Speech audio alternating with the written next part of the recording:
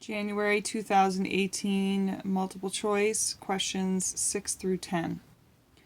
So I've shown you how to solve one of these questions already by making a list, but unfortunately we didn't get to the lesson. I did post the notes for this lesson in the notes that I posted in the Google Classroom, so you're welcome to look through those and see many examples on how to solve this problem. You can also solve it by graphing, so maybe I'll take a moment and show you both. In the diagram below, AC has endpoints with coordinates A, -5, 2, and C, 4, -10. Both of them are graphed for you. Let's actually do graphing first. I'm going to go ahead and turn this into a right triangle. And it says if B is a point on AC and AB to BC, that means the segment is going to be divided in a ratio of 1 to 2, what are the coordinates of B? Well, the nice thing about this being multiple choice is that you can actually graph all 4 of these, and if you're really not sure, you can pick the one that you think makes the most sense. But what you need to really realize here is that there's 3 groups. There's 3 sections in this segment. And so if I start at A and I go down 1, 2, 3, 4, 5, 6, 7, 8, 9, 10, 11, 12. 12 divided by 3 is 4. So that means if I go down 1, 2, 3, 4, I'm going to make a little notch. 1, 2, 3, 4, I'm going to make another notch. And then if I go down here, I'm going to count 1, 2, 3, 4, 5, 6, 7, 8, 9. 9 divided by 3 is 3. 1, 2, 3, notch, 1, 2, 3, notch. And so I can draw across, draw across, draw vertical, draw vertical. And we have a point here, and we have a point here, and we have 3 equal sections. Now point B is going to be only 1/3 of the way down the line. So if this is 3/3. The whole thing is 3/3. Here's 1/3. Here's 2/3. Here's 3/3. 1/3 is at the point -2, -2. And so this would be a 1 to 2 division of the segment, where if this is x, actually this is interesting. This is a 3, this is a 4, which makes this triangle 5. 3, 4, 5, right triangle.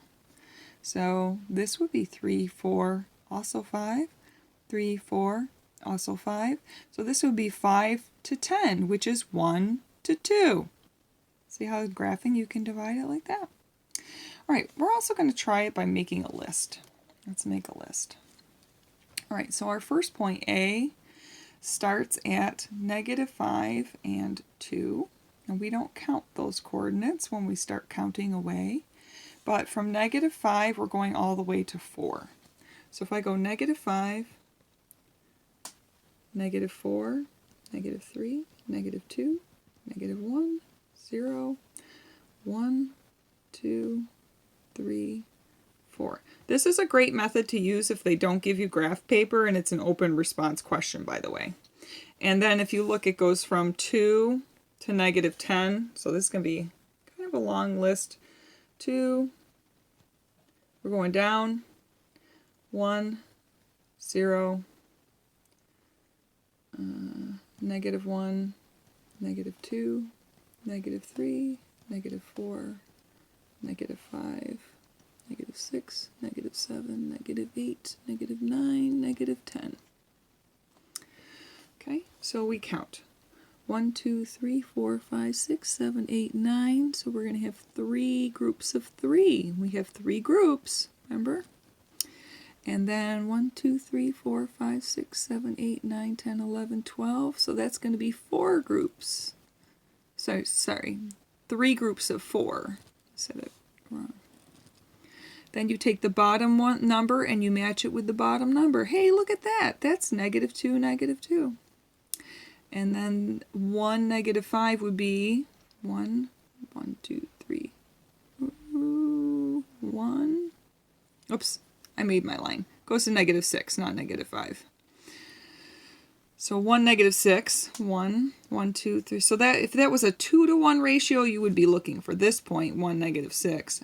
And then 4, -10 is the terminal point. Okay, so I confirmed by list and by graph that I want to go with -2, -2. An ice cream waffle cone can be modeled by a right circular cone with a base diameter of 6.6 centimeters. Pause right there. If the D is 6.6, the R is 3.3. The radius is 3.3. Sketch yourself a little cone here. We're going to put 3.3 on the radius.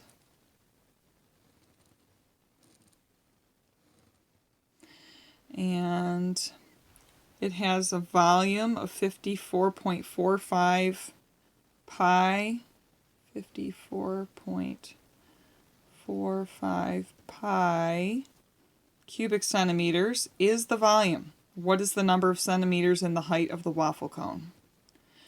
Okay, so on your reference sheet, it'll tell you 1/3. I'm not sure exactly how it represents it. I don't think it's area of the base. I think they just tell you 1/3 pi r squared times h, right?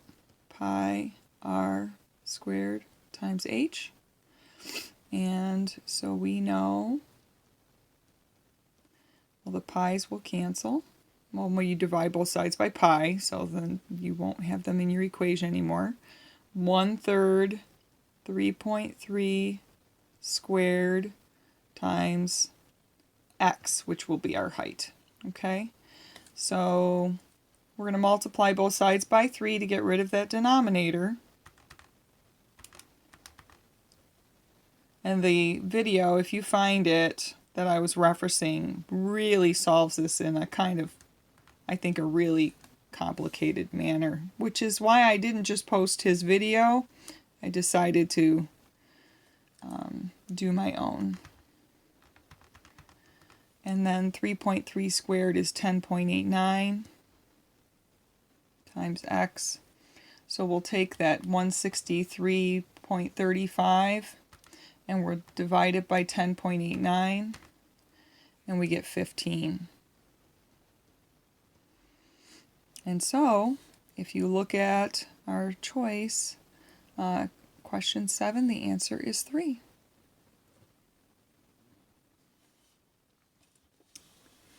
The vertices of triangle PQR have coordinates 2, 3, 3, 8, and 7, 3, under which transformation are distance and angle measure preserved.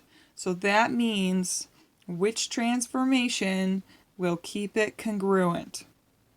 Now, if you've heard me say in class, dilations are multiplication, that is your clue that it's not going to stay the same size. Everything else will keep it the same size, but a dilation will not. So if you see multiplication, a dilation is happening, and it will change the size. Unless the scale factor is 1, by the way. So multiplication, multiplication, that's a dilation. Multiplication and translation, that is not going to cut it. That has a dilation in it. This has a dilation in it. But if we just translate to the right 2 and up 3, the distance or the length and the angle measure will be preserved. The answer is 4.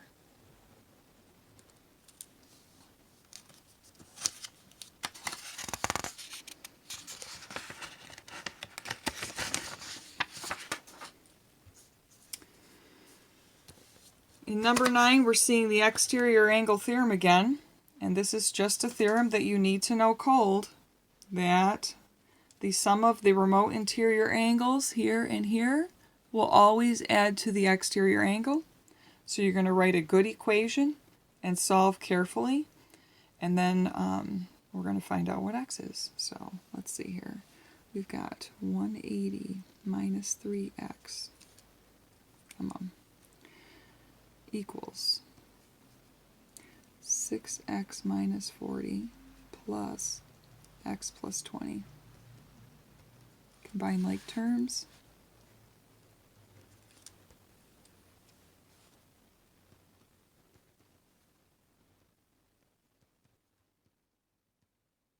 We're going to add 3x to both sides. Add 20 to both sides. So x equals 20.